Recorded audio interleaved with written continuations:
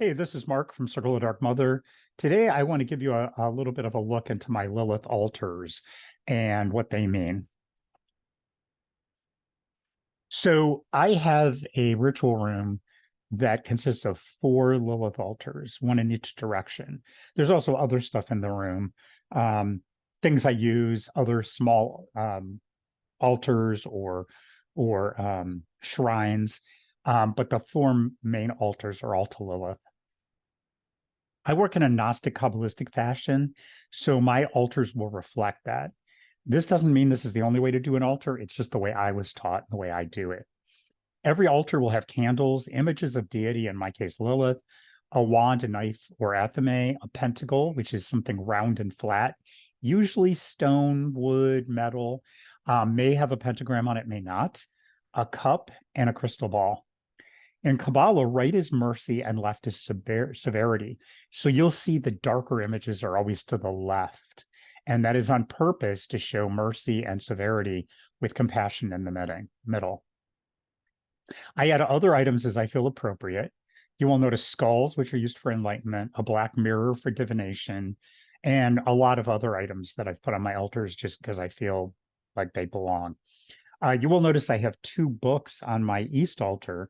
Those are the books I've written so far, Embracing Lilith and Embodying Lilith, and I put them on there as an offering. So the first altar is to the east, and this is my Lilith altar to the east. This is Lilith as the dark mother beyond creation. In Kabbalah, east is the gate of life, air, and healing.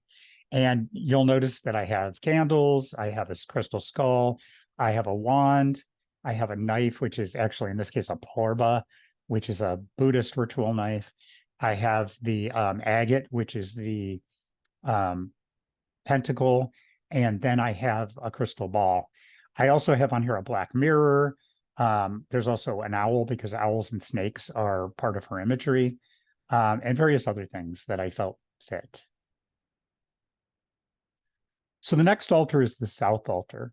And this is my Lilith altar to the south. This is Lilith as the ancient Mesopotamian goddess. In Kabbalah, south is protection and fire. You'll notice it has all the normal Kabbalistic things. And then on top of that, there are these images of Lilith or other Mesopotamian figures where the imagery fits Lilith, so I use them. You'll notice also the crystal ball is really a different kind of stone. I think it's labradite. And I do that because it's whatever the call of the altar is what I use. There are 2 eggs on here. The eggs represent her being the mother of all. This is my Lilith altar to the west. This is Lilith as the more severe and dark Lilith, the more sort of demonic looks for her. In Kabbalah, west is the gate of death, dreams, prophecy, and water.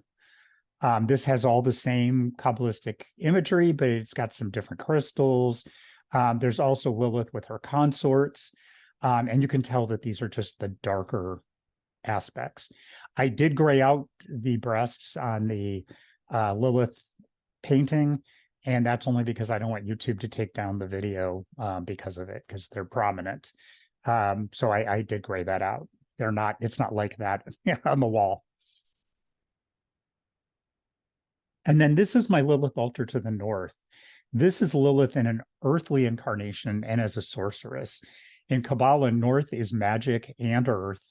You'll notice this has all the same Kabbalistic items, and it's got candles. It's got that black flame crystal in the middle. I think it's a smoky quartz, very, very dark. I also have various other items, and these images of Lilith are her in an incarnation and as a sorceress, as I mentioned. So that's it. That's my 4 main altars. Wanted to show them and give everyone a look into how I build altars and how I work. If you have questions, put them in the comments. And thanks. Talk to you next time.